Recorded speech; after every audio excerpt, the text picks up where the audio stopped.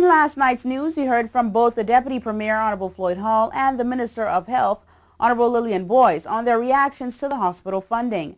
DeAndre Hamilton is continuing to follow this story, and she has the progress.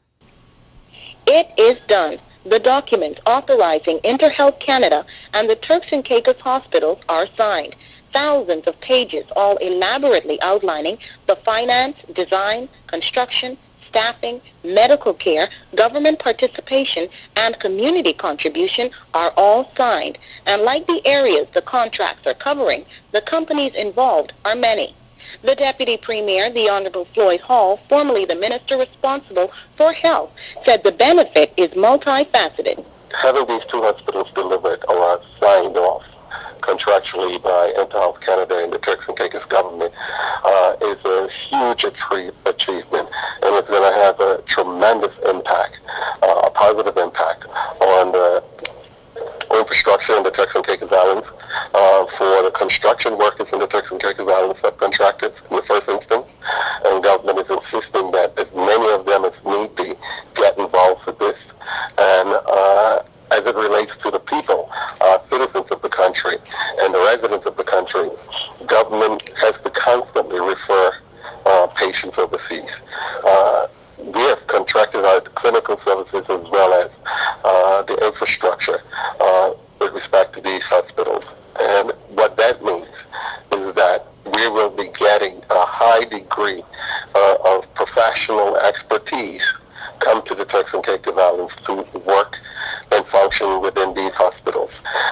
That will complement the expertise that we now have in the Turks and Caicos with our own professionals and expatriate workers who work in the facilities. So for the people of the Turks and Caicos Islands, this is a huge achievement, and it will see patients having to be referred less, if at all, and family members of those who are sick will be more able to visit them and care for their relatives at these hospitals in the Turks and Caicos Islands.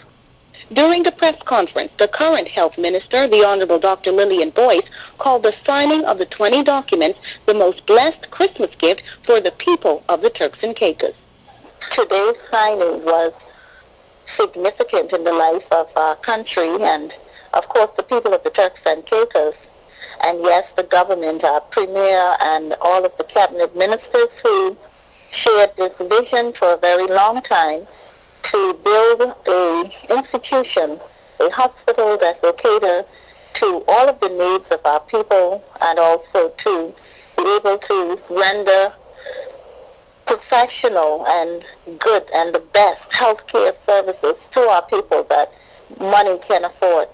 And today was significant because our country is, of course, coming of age when we can build institutions such as these for our people. As we grow and develop and, of course, redevelop, we want to continue to be able to cater to our people because they are the most precious and important resources that we have in the Turks and Caicos. So as the new Minister of Health, I am thankful to God that I had the opportunity to sign such a significant deal and to watch the hospital build and then to see our people work and give service, and as they train, because we have deployed so many of them in the last few years in preparation for the hospital. On hand for InterHealth Canada were George Commander, who headed the project, John Highland, in-house counsel, and Dr. Eric Parsons, CEO. First Caribbean International Bank, Evershed, the Canadian High Commission, and Turks and Caicos' own Johnston International were also here for the momentous occasion held at Berwyn Leighton Paisner at Adelaide House, London City. When the signatures were laid and ink dried, the bubbly and OJ were served, and the applause roared.